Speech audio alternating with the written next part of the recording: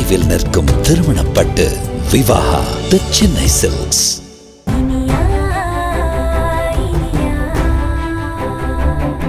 பாருங்க, நல்லா பாருங்க.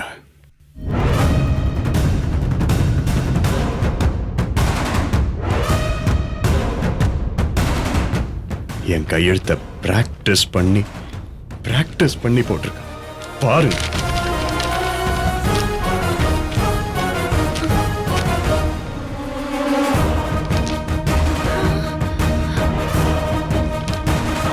குழந்தை உண்டா இருக்கிற நல்ல செய்தியை சொல்லுவான்னு பார்த்தேன். ஆனா என் கையெழுத்த போட்டு குழந்தைய இதை பார்க்கும்போது எனக்கு எப்படி இருந்தது தெரியுமா? என் கைய பிடிச்சு என் கையாலேயே என் குழந்தைய கழுத்தை பிடிச்சு நெரிச்சு கொல்ற மாதிரி.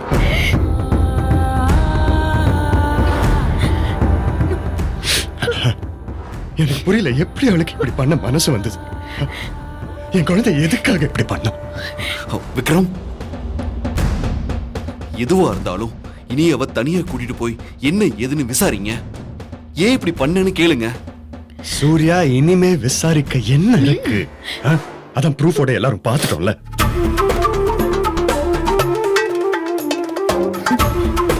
அண்ணியை எப்படியாவது காப்பாத்தியே ஆகணுமே. அண்ணே, அண்ணி மேல எந்த தப்பும் இருக்கு? நீ கொஞ்சம் பேசாம இரு ப்ளீஸ். நான் எப்போ ஹாஸ்பிட்டல்ல அந்த அபார்ஷன் பேப்பரை பார்த்தேனோ அப்பவே நான் மொத்தமா செத்துட்டேன். அண்ணே, அதுல என் கையெழுத்த பார்த்தப்போ என் சாவ நானே என் கண்ணால பார்த்த மாதிரி இருக்கு. இப்ப கூட ஒரு பொண மாதிரி தான் உங்க முன்னாடி நின்னுட்டு இருக்கேன்.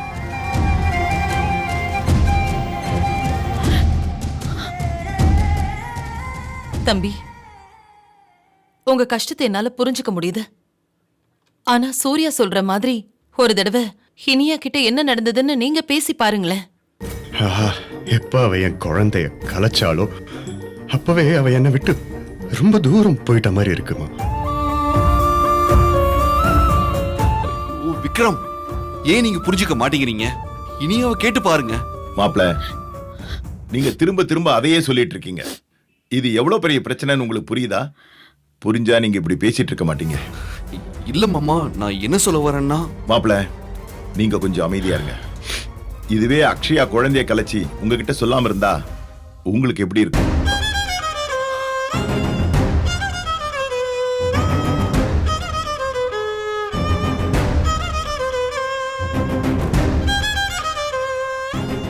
சொல்லுங்க சம்பந்திமா, உங்க வீட்டுல இப்படி நடந்திருந்தா நீங்க கோவப்படுவீங்களா மாட்டீங்களா?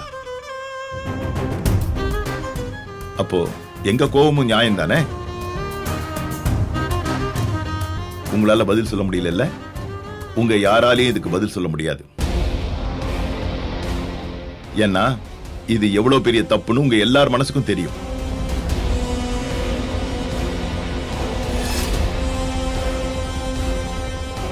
இப்படி ஒரு தப்பு பண்ணவ இனிமேலும் இந்த வீட்டுல இருக்கணுமா?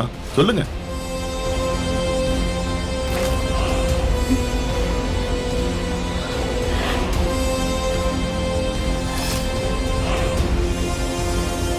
இந்த வீட்டு வாரிச வயிற்றிலேயே கொலை பண்ணவ இந்த வீட்டுல மட்டும் எப்படி இருக்கலாம்?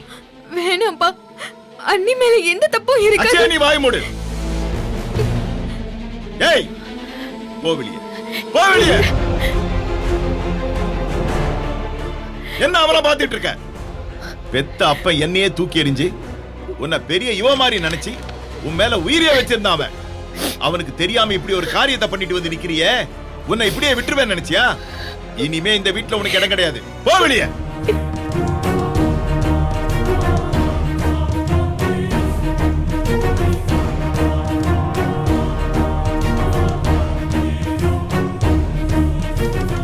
மாமா, மாமா ப்ளீஸ் மாமா, இவ பண்ணது தப்புதான். தயவு செஞ்சு இவள மன்னிச்சிடுங்க மாமா. இவள வீட்டு விட்டெல்லாம் அனுப்பிடாதீங்க ப்ளீஸ் மாமா.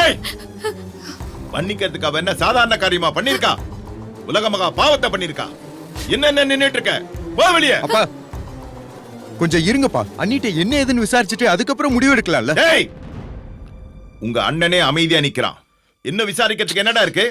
தேவையில்லாம குறுக்க வராத. போய் ஓரமா நில்லு போ. ஏய், இன்னும் என்ன நின்னுட்டு இருக்க? உன்னை வெளியே போன்னு சொன்னல, போ வெளியே. சம்மந்தி, என்னதான் இனியா தப்பு பண்ணியிருந்தாலும் நீங்க கொடுக்கறது பெரிய தண்டனையோன்னு எனக்கு தோணுது. சம்மந்திமா, நீங்க தப்பா எடுத்துக்காதீங்க. இது எங்க வீட்டு பிரச்சனை. தயவு செஞ்சு நீங்க இதுல தலையிடாதீங்க. உங்க வீட்டு பிரச்சனையில நாங்க ஏதாவது கருத்து சொன்னா உங்களுக்கு கோவம் வருமா வராதா?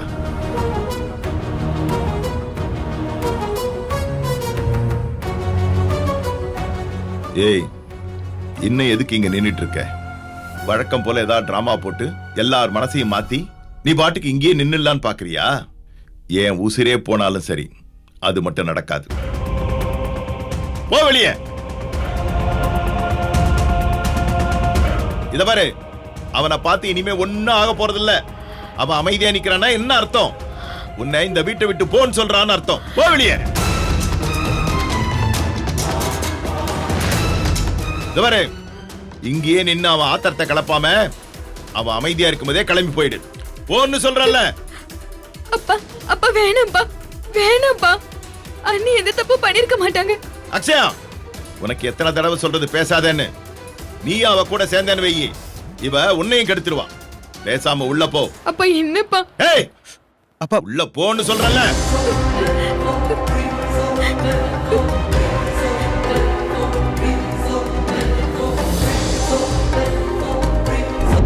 மாமா என்ன வீட்டை விட்டு போக சொல்றாரு.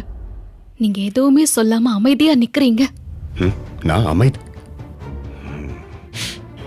இனியா, என்ன இப்படி அமைதியா நிக்க வச்சதே நீ தானே.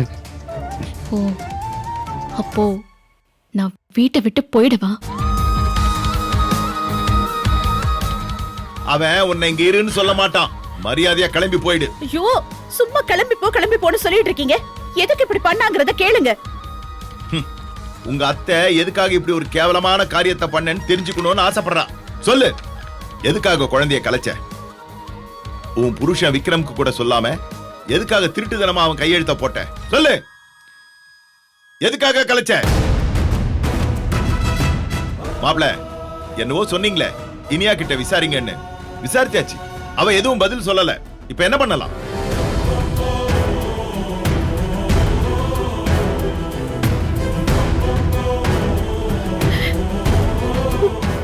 இனியா, என்னம்மா இது? ஏன் இப்படி பேசாம நிக்கிற? எனக்கு பயமா இருக்கு. ஏதாவது வாயை திறந்து சொல்லு. நான் கருவை கலைச்சது உண்மைதான்.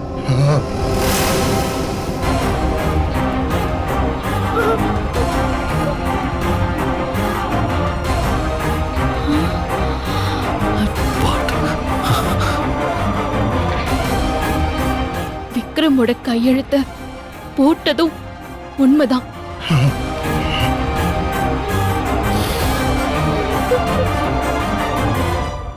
இது நானும் விக்ரமும் சம்பந்தப்பட்ட ஒரு விஷயம்.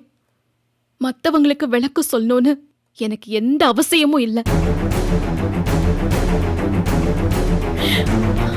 பாத்தீங்களா பாத்தீங்களா, இவ திமிர பாத்தீங்களா? உன் மேல நான் எவ்வளவு நம்பிக்கை வச்சிருந்தேன். எல்லாத்துலயும் மண் அள்ளி போட்டுட்டியே. இத பாரு, நீ அழிச்சது இந்த குடும்பத்தோட வாரிசு. அதுல உனக்கும் உன் புருஷனுக்கு மட்டும்தான் சம்பந்தம் இருக்குன்னு சொல்லி தப்பிச்சிட முடியாது. நீயா வீட்டை விட்டு வெளியே போறியா, இல்ல கழுத்தை பிடிச்சு வெளியே தள்ளட்டுமா?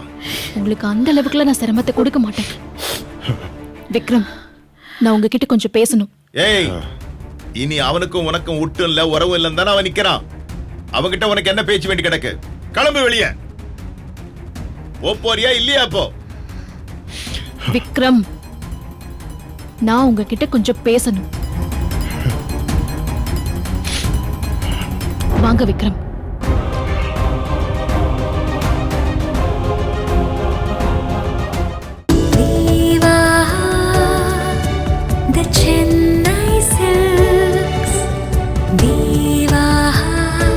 நினைவில் நிற்கும் திருமணப்பட்டு விவாஹா தி சென்னை சில்க்ஸ்.